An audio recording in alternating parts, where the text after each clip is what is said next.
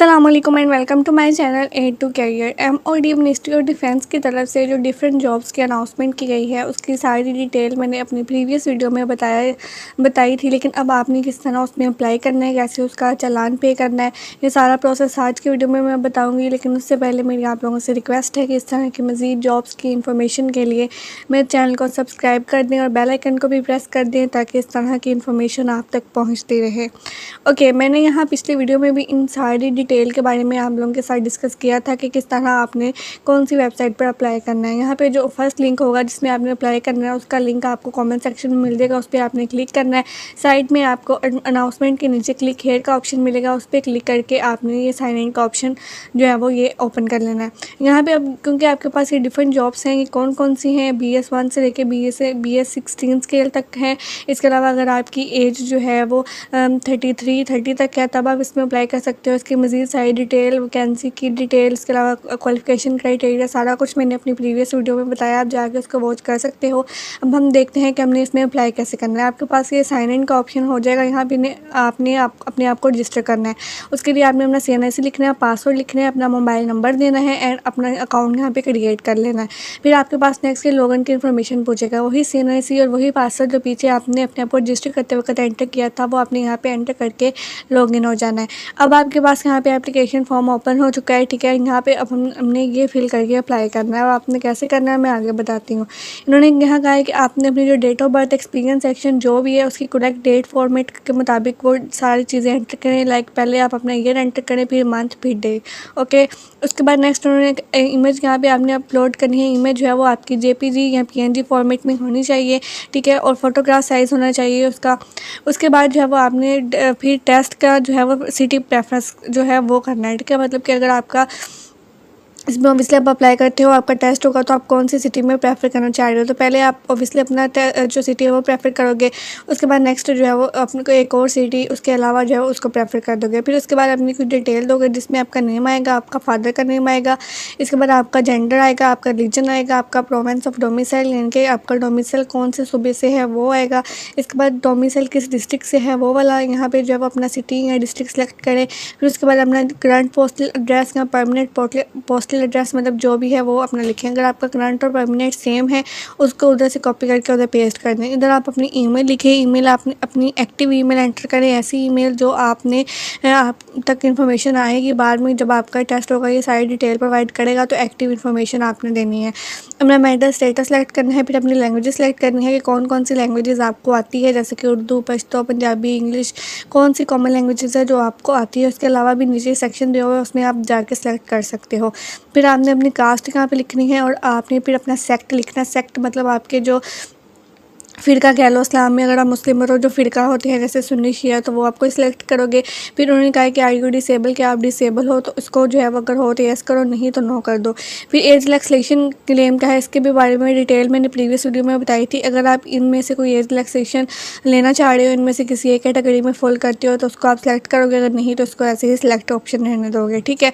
नीचे जो है वो कुछ यहाँ पे और डिटेल हुई है सर्व एरियाज़ के। अगर आप आर्मी में हो तो आर्मी कितनी है सर्व किया, ये आपके लिए नहीं है। जो आर्मी में होंगे या जो गवर्नमेंट जॉब्स के होंगे उनके लिए ये सेक्शन है, ठीक है।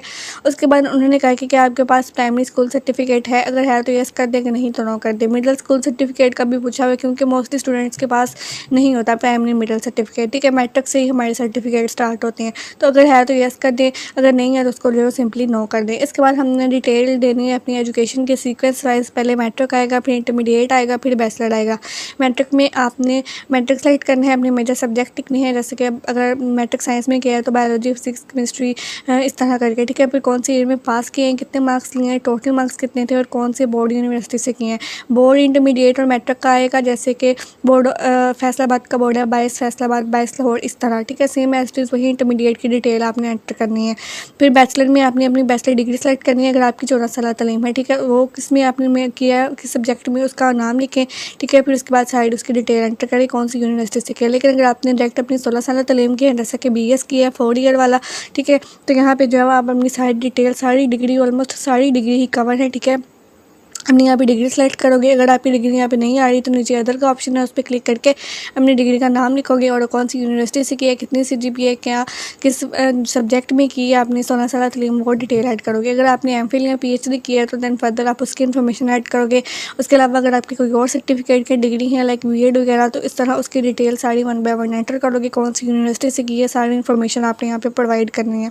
अब चीज़ हमारे पास आ गई experience. Experience is the most important. ठीक है, यहाँ पे इतना शायद इंपॉर्टेंट ना हो, क्योंकि आपने तो अप्लाई करना है एक्सपीरियंस, उन पोस्ट के लिए आपने अपना एक्सपीरियंस ऐड करना। मतलब अगर ऐसी पोस्ट जिनमें एक्सपीरियंस है, ठीक है, और आपके पास ओवरऑल एक्सपीरियंस है, फिर आपने ऐड करना। अगर आप ऐसी पोस्ट के लिए अप्लाई कर रहे हो जिसके लिए एक्सपीरियंस रिक्वायर्ड नहीं है, तो आप यहाँ एक्सपीरियंस ना भी ऐड करो तो चलेगा। ठीक है, उसके लिए एक्सपीरियंस के लिए आपने कौन से जो है वो दायरे में किया था, दायरे का नाम, कौन सी पोजीशन पे किया था, कितनी आपकी सैलरी थी, कहाँ से लेके कहाँ तक आपने किया था, ये सारी डिटेल 1 बाय 1 ऐड करनी है। अगर है तो लिखने का, नहीं है तो एक्सपीरियंस को स्किप भी कर सकते हो। फिर उन्होंने कहा कि क्या आप पहले गवर्नमेंट एम्प्लॉय हो, ठीक है, तो उसको आप नो कर दो, अगर हो तो यस कर सकते हो।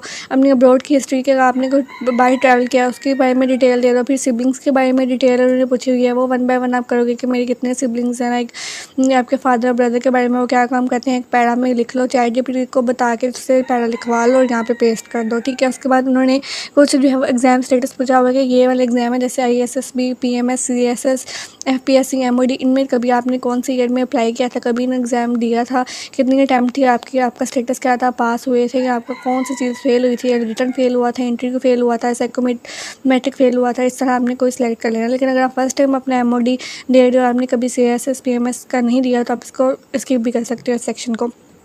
उसके बाद आपने अपनी फैमिली की डिटेल देनी है, जिसमें आपने अपने ब्रदर्स की, सिस्टर की, ठीक है, तो इनकी डिटेल देनी है, नंबर ऑफ़ सन्स और नंबर ऑफ़ डॉटर्स सब आएगा अगर आप मैरिड हो। ठीक है, और नेक्स्ट आपने ना उनका जो है वो प्रोफेशन लिख देना है कि ब्रदर क्या काम करते हैं, सिस्टर क्या करती हैं। ठीक है, तो इस तरह आपने प्रोफेशन दे के जो है वो उनकी डिटेल ऐड करनी है और सेव एप्लीकेशन पे क्लिक कर देना, आपकी एप्लीकेशन सेव हो जाएगी। ठीक है, यहाँ पे आपकी एप्लीकेशन जैसे सेव होगी, नेक्स्ट आपने अप्लाई करना है उन जॉब्स पे और आपको एक चालान जनरेट कर देगा, उस चालान को आपने पे करना है।